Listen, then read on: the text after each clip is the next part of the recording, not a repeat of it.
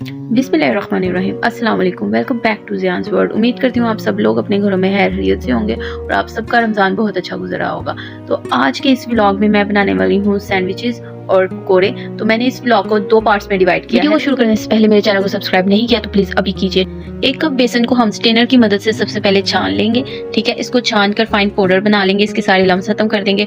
उसके बाद इसको छानने के बाद मैंने इसमें इंग्रेडिएंट्स ऐड करने हैं। और पकोड़े के रेसिपीज़ तो आप सब लोगों ने अपने घरों में ट्राई किया होगा। तो हरा धनिया, हरी मिर्च, सूखी मेथी और 2 मीडियम साइज़ के प्याज और 1 अदद लार्ज साइज़ का बड़े साइज़ का आलू इसमें हम ऐड करेंगे। तो हम इसको कर लेंगे फाइन, फटाफट से चॉप। देसी स्टाइल से चॉप किया मैंने, मेरा कोई खास तरीका नहीं था इसको चॉप करने का, बस नॉर्मल घरेलू तरीके से हमने आज इफ्तार में ये बनाए थे। तो सोचा आप लोगों के साथ आज इसका व्लॉग शेयर किया जाए। और मैं मुझे 1-2 ने नहीं, काफ़ी लोगों ने मुझे वैसे कहा है कि आप पंजाबी एसेंट में ट्राई करें, काफ़ी फ़नी लगेगा और होपफुली कि आप लोग इंजॉय भी करो। तो नेक्स्ट व्लॉग में भी मैं पंजाबी में बोलूँ और मेरा खुद भी दिल चाहता है कि मैं पंजाबी में बोलूँ। तो फटाफट से हमने इसमें सारी चीज़ें जो है वो ऐड कर दी थी। सूखी मेथी, हरा धनिया, हरी मिर्च इसमें ऐड करने के बाद हमने जिन सब्जियों की कटिंग की थी, आलू और प्याज, हम इसमें चॉप किए हुए इसमें ऐड कर देंगे, ठीक है।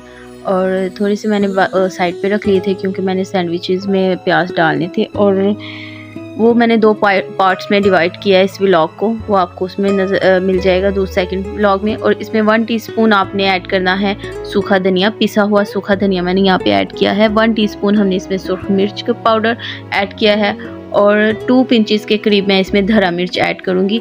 और उसके साथ हमने इसमें साबुत सूखा धनिया हाथों पे मसल कर इसमें डाला है, इससे इसकी खुशबू जो है वो इन्हेंस होगी।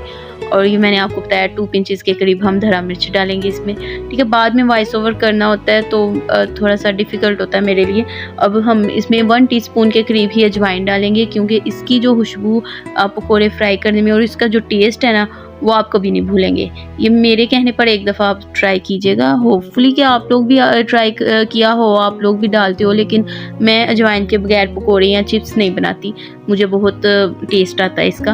और पहले मैंने इसको हाथ से खुश्क ही मिक्स किया है ताकि सारे मसाले अच्छी तरह से मिक्स हो जाएं। और नमक डालना मैं भूल गई थी क्योंकि ज़ैनब से कोई ब्लेंडर ना हो, ऐसा हो ही नहीं सकता। तो मैंने नमक इसमें डाला ही नहीं। बाद में मुझे याद आया भाई मैं रेसिपी बना रही हूँ तो नमक नहीं डाला मैंने। तो मैंने 1 टीस्पून इसमें नमक ऐड किया था और उसके बाद मैंने इसको हाथ से ही आटे की तरह गूंदा था।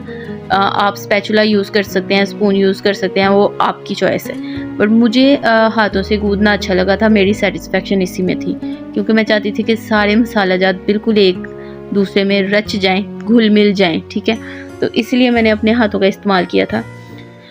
तो हम अच्छी तरह से इसको गूंदेंगे, ठीक है। जब ये इसको सख्त रखेंगे क्योंकि मुझे 2 घंटे के लिए इसको रखना था और 2 घंटे बाद में मुझे इसको फ्राई करना था, तो तब तक नमक अपना पानी छोड़ता है, तो मैंने इसको ज़रा थिक ही रखा था, ठीक है। उसके बाद ये आप देख सकते हैं हमारे पकोड़े का मिक्सचर रेडी है। उसके बाद तेल गरम किया हमने आफ्टर 2 आवर्स, ठीक है। 2 घंटे के बाद हमने ये तेल गरम किया और इस मिक्सचर को फ्राई करना शुरू किया और हमारे मज़ेदार से पकोड़े बनकर रेडी होने वाले हैं। और जैसे ये ब्राउन होंगे, रेडी होंगे, तो हम इसको डिश आउट कर लेंगे। उसके साथ मेरा जो फेसबुक पेज है जलाल भुट्टा, मैं उसका लिंक इस वीडियो की डिस्क्रिप्शन में डाल दूँगी। प्लीज़ मेरे उस चैनल को फॉलो कीजिए, उस फेसबुक पेज को मेरे फॉलो कीजिए क्योंकि वो काफ़ी अच्छा मेरा पेज ट्रेंडिंग में जा रहा है और मैं चाहती हूँ कि मैं फेसबुक पे भी एज़ वेल काम करूँ। इसी के साथ पकोड़े हुए तैयार और हमारे चैनल को सब्सक्राइब करना मत भूलिएगा। अपना ख्याल रखिएगा। अल्लाह हाफ़िज़।